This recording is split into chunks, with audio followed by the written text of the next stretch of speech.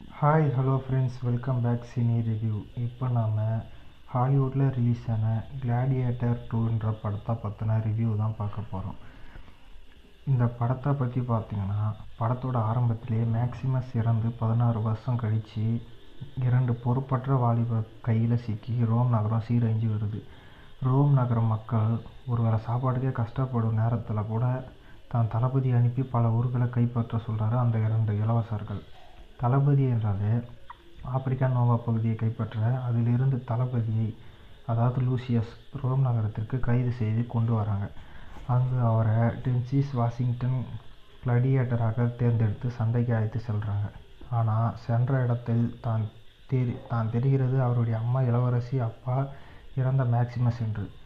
பிறகு அந்த 2 பொறுப்பற்ற இளவரசர்களும் லூசியஸுக்கு நடக்கும் யுத்தமே மீதி கதை. கிளாடியேட்டர் என்றாலே போரில் தோற்று சரணடைந்த நாடுகளை சார்ந்த வீரர்களை ரோம் நகரின் பிரம்மாண்ட சண்டை களத்தில் சண்டை செய்யவிட்டு அதை வேடிக்கை பார்த்து அரசரும் ரோம் மக்களும் மகிழ்வாங்க. அப்படி தன் சொந்த நாட்டிலேயே நேர்மையாக இருந்து துரோகம் இழைக்கப்பட்டு கிளாடியேட்டராக மாறிய மேக்ஸிமஸின் மகன் லூசியஸ் கதை தான் இது. லூசியஸ் சிறு வயதிலேயே அவரின் நலன் கருதி அவருடைய அம்மா வேறு நாட்டுக்கு அனுப்புகிறாங்க. ஆனால் காலம் எப்படியும் ஒரு நாட்டின் இளவரசனை அதுவே தேர்ந்தெடுக்கும் என்பது போல் லூசியஸ் தன் தாய் நாட்டிற்கு ஒரு கிளாடியேட்டராக வருகிறார். கிளாடியேட்டராக வரும் லூசியஸ் தன்னால் முடிந்த அளவு சிறப்பான நடிப்பை கொடுத்திருக்கார். பார்க்க சிறிய உருவமாக இருந்தாலும் களத்தில் அவர் எத்தனை பெரிய உருவங்களை சாய்த்து பிரமிப்பு. ஆனால் மேக்ஸிமஸ் அந்த தோரணை இவரிடம் மிஸ்ஸிங் தான். மேலும் டென்சில் வாஷிங்டன் படத்தில் ஒரு கிளாடியேட்டர் தயார் செய்பவராக வந்து ஒட்டுமொத்த ரோம் நகரத்தையும் அவர் கைப்பற்ற போகும் சகுனி ஆட்டமே இந்த படம்.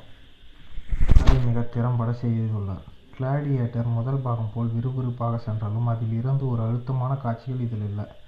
மேலும் அந்த காலம் என்றாலே ராஜாக்கள் கம்பீரமாக இருப்பாங்க என்று நினைக்கையில் 2 சிறுவர்களும் அரசன் என காட்டி அவர்கள் செய்யும் கூத்துக்கள், கிறுக்குத்தனங்களை இயக்குனர் காட்டி ராஜாக்கள் எவ்வளவு மோசமானவர்களாக இருந்தார்கள் என்பதை அப்பட்டமாக காட்டியுள்ளார்.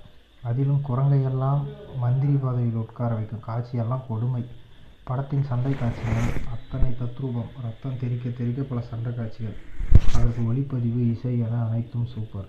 படத்தோட கிளாப்ஸ்ன்னு பார்த்தீங்கன்னா, படத்தின் கதைக்களம் முதல் பாகத்திலிருந்து 2ஆம் பாகத்திற்கு கனெக்ட் செய்த விதம் மற்றும் சண்டை காட்சிகள் மற்றும் டெக்னிக்கல் ஒர்க். மைனஸ்ன்னு பார்த்தீங்கன்னா, முதல் பாகத்தில் இருந்த அழுத்தமான காட்சிகள் இதில் கொஞ்சம் குறைவு. கிளைமேக்ஸ் பெரிய திருப்பம் இல்லாமல் யூகிக்கும்படி இருந்தது. மொத்தத்தில் 85 வயதிலும் ரிட்லி ஸ்காட் செய்த சம்பவம் தான் கிளாடியேட்டர் 2.